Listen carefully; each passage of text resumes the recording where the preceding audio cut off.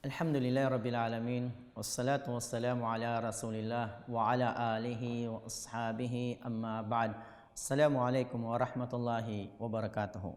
Mga minamahal kong kapatid sa pananampalatayang Islam, nandito naman ho tayo upang makapagbigay ng munting mensahe patungkol sa pananampalatayang Islam.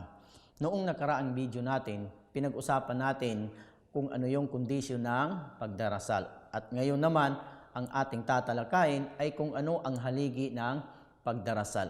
Mga kapatid sa pananampalatayang Islam, ang talakay na ito ay napakahalaga sa ating bilang mananampalataya dahil kapag hindi natin ito nagawa ay ito yung kadahilanan na hindi matanggap ang ating dasal. Ano yung kaibahan ng kondisyon at sa haligi? Ang kondisyon, mga kapatid sa pananampalatayang Islam, ay ito yung mga bagay na hindi pa ginagawa sa oras ng pagdarasal. Ito yung tinalaki natin. Ito yung mga gawain na hindi pa ginagawa ang pagdarasal. At ang haligi naman ng pagdarasal ay ito yung sa kasalukuyang ikaw ay nagdarasal. So iyan na ang kaibahan nila. Ang kaibahan nila, kasama pa dito, pag naiwan mo ang rukun, haligi ng pagdarasal ay invalid na ang iyong sala. Kaya't napakahalaga ang usapin na ito, mga kapatid sa pananampalatayang Islam. Ang unang haligi na binanggit dito ay ang pagtayo hanggang makakaya. Sa makatuwid, kapag nagdarasal, ang isang tao hindi maaari na uupo maliban lang kung siya ay may kapansanan o siya ay nahihirapan o siya ay matanda na hindi na niya kayang tumayo. Yan ang unang haligi.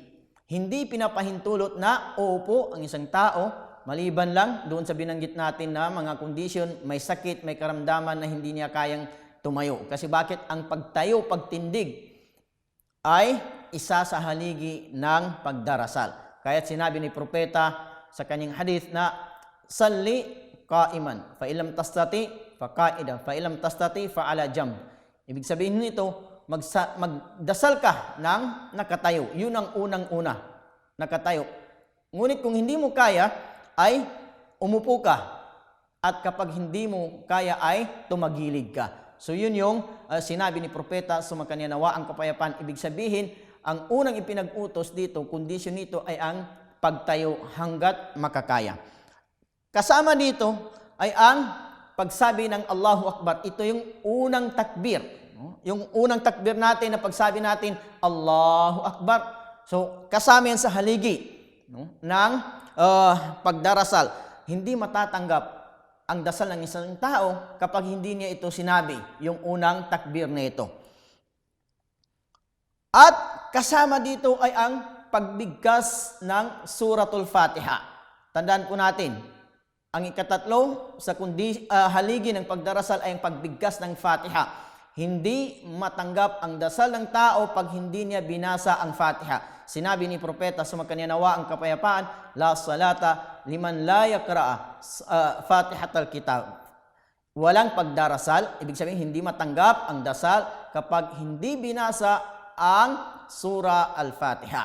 Kaya't mga kapatid sa pananampalatayang Islam, yung mga taong nagdarasal, dapat sa ulado natin ang Surah Al-Fatiha. At kapag ikaw naman ay sumasama lang, ibig sabihin nagdarasal kasama ang imam, so kahit hindi mo na basahin ang Surah Al-Fatiha, ngunit kung basahin mo ito ay panibagong reward o biyaya na ipagkakaloob, gantimpala na ibibigay sa iyo ng Allah Subhanahu wa Ta'ala. Kasama dito na haligi ng pagdarasal ay ang pagyukod. Yung pagyukod mo, no? Kasama yan sa sinasabing haligi ng dasal, pagyukod. At kasama dito ay yung pagbangon mula sa pagkayukod. Yung pagyukod mo, then yung pagbangon mo. Yung pagbangon mo, na sinasabi natin yung Sami Allahu liman hamida, yan yung pagbangon natin. Mula sa pagkayukod, kabilang po yan sa haligi ng pagdarasal. So, halimbawa nito, pagkaraan mong magsala, basahin ang suratul Fatiha at bigla kang nagpatira pa. So, invalid na po ang sala. Kasi bakit? Naiwan mo yung pagyukod. Maliban lang kung babayaran mo, magyukod ka uli. Kasama dito na haligi ng pagdarasal ay ang pagpapatira pa. Yung pagpapatira pa. So, hindi rin matatanggap ang dasal ng isang tao kapag hindi siya nakapagpapatira pa. Kasi bakit? Kasama yan sa haligi ng pagdarasal. At kasama dito ang pagbangon mula sa pagpapatira pa. Nung nagpatira pa ka, yung pagbangon mo, yung action mo sa pagbangon mo, kasama yun sa haligi ng pagdarasal. At kasama dito ay ang pag-upo sa pagitan ng dalawang pagpapatira pa. Ang pag-upo sa dalawang pagpapatira pa. At kabilang dito yung sinasabing kapanatagan. Hindi maaari sa isang tao na nagdarasal ay napakabilis ang kanyang pagdarasal dahil hindi ito tatanggapin ng Allah Subhanahu wa Ta'ala. Isang araw na naikwento ni Propeta sa kanyang hadith na may isang lalaki na pumasok sa masjid at nagdasal. Nung nagdasal siya, ang bilis niyang magdasal. At pagkatapos niyang magdasal, sinabi ni Propeta, magdasal ka uli. Then, nagdasal. Ganun din. Walang nabago hanggat sa sinabi ni Propeta, magdasal ka ng may kapanatagan. Tumaknina. Kasi para magkaroon tayo ng katiwasayan, maging panatag ang ating damdamin pag tayo ay nagdarasal. At kasama dito na ikalabing isa ay yung sinasabing ang ikalawang tasyahud. Ito yung last na pag-upo. Ikalawang tasyahud. At ang kasama dito ay ang pag-upo sa ikalawang tasyahud. At ang kasama dito ay ang pagsabi, ang taslimatan. Ibig sabihin, ang pagsabi mo ng Assalamualaikum warahmatullah, kasama po yan sa haligi ng pagdarasal.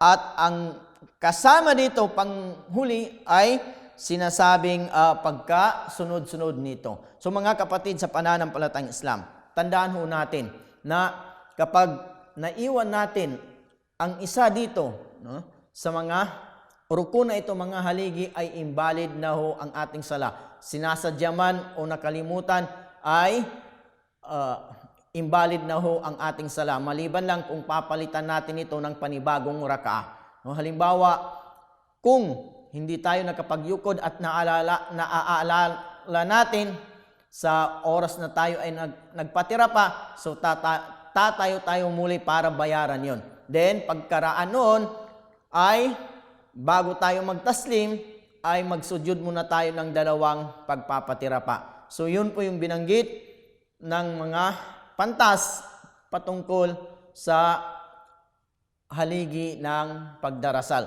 So hanggang dito na lamang. Wassalamualaikum warahmatullahi wabarakatuh.